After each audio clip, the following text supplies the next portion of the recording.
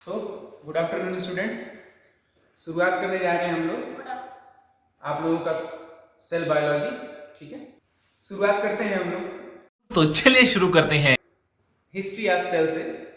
ठीक है, सेल के बारे में क्या जानते हैं? कौन बताएगा सेल क्या है?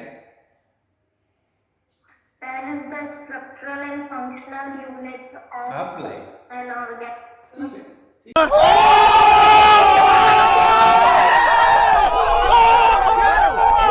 It is the structural and functional unit of life या ऑर्गेनिज्म। इसका मतलब यह है कि सेल को काम करने के लिए, ऑर्गेनिज्म को काम करने के लिए आवश्यकता रहेगी एक सेल की। तो जो पूरी बॉडी बनी हो किससे बनी है? आइए बेस से पहले यूनिट से लेकर के और पूरे होल बॉडी तक की संरचना कैसे कैसे डेवलप हुई यह देख लेते हैं। सबसे पहले सेल डेवलप हुआ, बहुत सारे सेल मिल करके आपस में क्या बनाए? टिश्यू बनेंगे।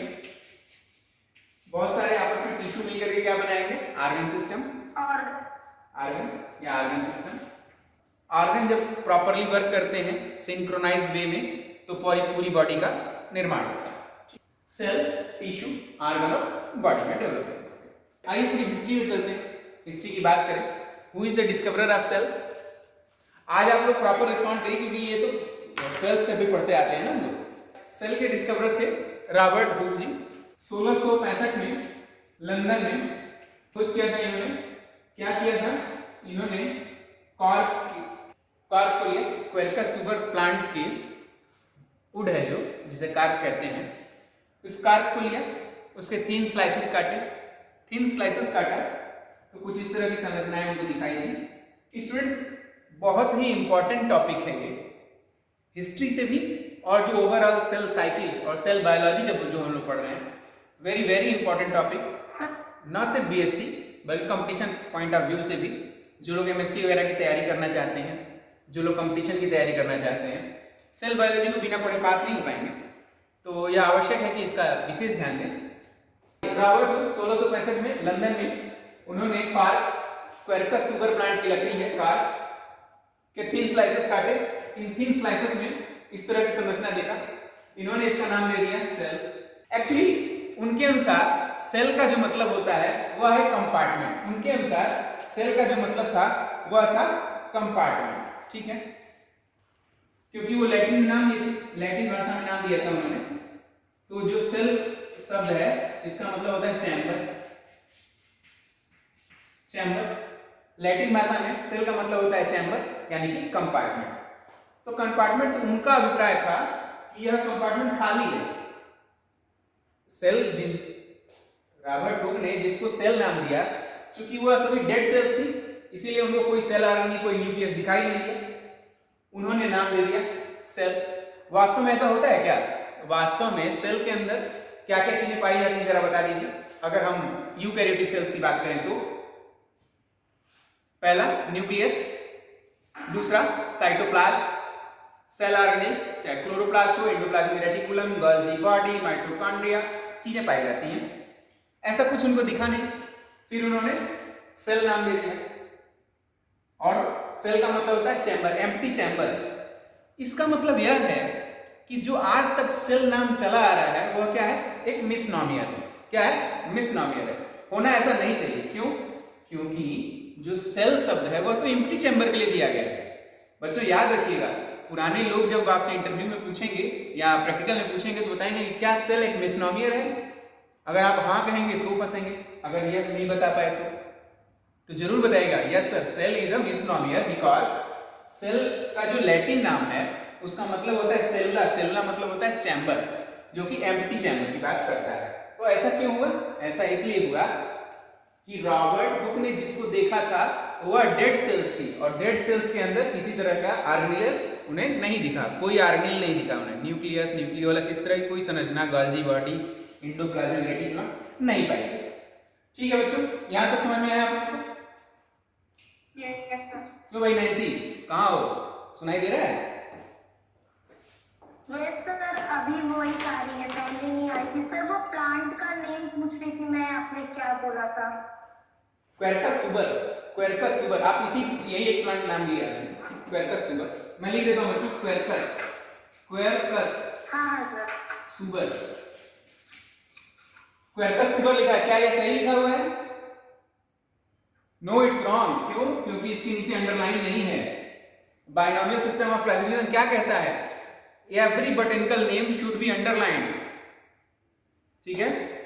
चलिए, यह बात थी 1665 की। 1665 में रॉबर्ट हुक ने ये चीजें की, ठीक।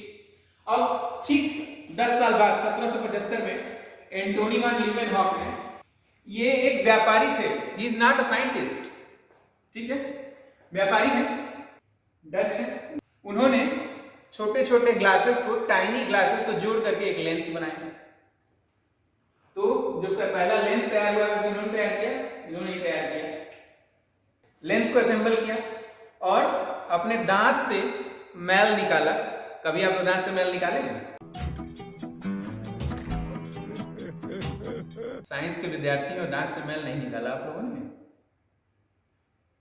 क्यों नैन्सी, दांत से मैल निकाला क्या? आदित्य, नो सर जी।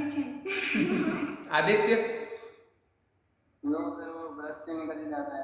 अच्छा, ब्रश से निकल, हाथ से निकालने की आवश्यकता नहीं है, गुड। वो आपको अपने आप करना पड़ता है जी। चलो, इसीलिए तुम लोगों ने डिस्कवरी भी तो नहीं की। चलो, एंटोनी वान ल्यूवेनहॉक ने 1675 में, डच साइंटिस्ट थे, डच व्यापारी थे एक्चुअली, ठीक है, बिजनेसमैन लिखिएगा। बच्चों एक एग्जाम मैंने दिया था, उसमें लिखा था कि give the name of the scientist who is not a scientist, he is. क्या एंटोनी वान ल्यूवेनहॉक एक्चुअली एक व्यापारी थे, ठीक है। उन्होंने लेंस को असेंबल किया, उसके बाद डिस्कवर किया cell in teeth scum, teeth scum दांत की मैल में, और नाम दिया and give the term animalcules, give the term animalcules, ठीक है, give the term animalcules. तो अभी तक हमने देख लिया है कि रॉबर्ट हुक साहब ने 1665 में डेड सेल्स क्वेरकस सुबर पर, कार की कोशिकाओं पर देखा और नाम दिया सेल। लैटिन के अनुसार उसका नाम होता है खाली चैम्बर, सेलुला। अब इस सेल में कुछ दिखाई नहीं दिया उनको, उन्होंने कहा कि सिर्फ एक स्ट्रक्चर है। ऐसा उन्होंने माना, किसने ने? रॉबर्ट हुक साहब ने, कि यह जो संरचना है यह सिर्फ passage of the nutrients materials के लिए, लिक्विडी मटेरियल के पैसेज के लिए बनी हुई, क्योंकि उन्हें कुछ दिखाई दिया नहीं इसके अंतर्गत। अब बात आई 10 साल बाद एंटोनी वान ल्यूवेनहॉक ने भी देखा कि कुछ इस तरह की संरचना दांत के मैल में भी दिखाई दे रही है। फिर इन्होंने ह्यूमन के स्पर्म को भी देखा और देखा कि इस तरह की संरचना स्पर्म में भी है, उसमें टहल रहे हैं एनिमल क्यूल्स। यह हो गया। अब बात आई 1772, कहां तक पहुंच गए हम? 1675 तक पहुंच गए। अब आई 1772 में, फ्रांसिस कार्टी नामक साइंटिस्ट थे। अगला साइंटिस्ट है हमारे अल्फांसो, ये आप आम से याद रख सकते हैं, अल्फांसो कार्टी। ईयर है 1772, 1772। क्या किया भाई इन्होंने सेल के अंदर कुछ मटेरियल पाए जाते हैं ऐसा बताया। He only say that cell has some materials inside it, बस इतना ही बताया इन्होंने 1772 में। तो देखिए टेक्नोलॉजी कितनी बड़ी। 1665 में रॉबर्ट हुक ने बताया कि सेल एक खाली चैम्बर है, उसके अंदर कुछ नहीं पाया जाता, क्योंकि उन्होंने देखा भी था डेड सेल्स पे। अब जब अल्फांसो कार्टी साहब ने 1772 में बताया कि नहीं, कुछ चीजें ऐसी हैं जो सेल के अंदर पाई जाती हैं। किसने बताया सबसे पहले? 1772 में अल्फांसो क्या? Alfonso Corti. Good, Alfonso Corti. ठीक। अब आ गए 1831 अपने रॉबर्ट ब्राउन साहब। रॉबर्ट ब्राउन किस लिए फेमस हैं? न्यूक्लियस को, हाँ, discoverer of nucleus. Very good, discoverer of nucleus. चलिए न्यूक्लियस की बात आ गई तो जरा बताइए, मेम्ब्रेन, न्यूक्लियर मेम्ब्रेन किस में पाया जाएगा? ऑप्शन है आपके पास, प्रोकैरियोट, दूसरा है यूकैरियोट। किस में पाया जाएगा न्यूक्लियर मेम्ब्रेन? यूकैरियोट्स में मेम्ब्रेन बाउंड सेल ऑर्गेनेल्स पाए जाते हैं और प्रोकैरियोट्स में मेम्ब्रेन आउट सेल ऑर्गेनेल्स और न्यूक्लियर मेम्ब्रेन नहीं पाई जाती। ठीक है, यहां तो हो गया, 1831 हो गया। अब बात करेंगे हम लोग डुजार्डिन 1835 में। He is a animal biologist यानी zoologist. Excuse me, sir. Yes, Excuse me, sir. या डुजार्डिन जो एक जूलॉजिस्ट थे, ही इज अ जूलॉजिस्ट, उन्होंने ये बताया कि सेल के अंदर एक सेमी फ्लूइड जैसा स्ट्रक्चर पाया जाता है। कौन से सेल में? एनिमल सेल्स में। टर्म एज, उसका नाम क्या दिया? सारकोड। बच्चों कम से कम 20 बार पूछा जा चुका है कॉम्पिटिटिव एग्जाम में कि who give the term sarcode. Remember, always remember, who give the term sarcode? Dujardin. Dujardin बोलेंगे हमारे साथ, who give the term sarcode? Dujardin. आप लोग बोलने में शर्माया मत करिए, क्योंकि क्लास में नहीं है लेकिन साथ तो है हमारे, ठीक है? कि घर वाले मना करते हैं कि माइक में क्यों बोल रही या बोल रहे हो।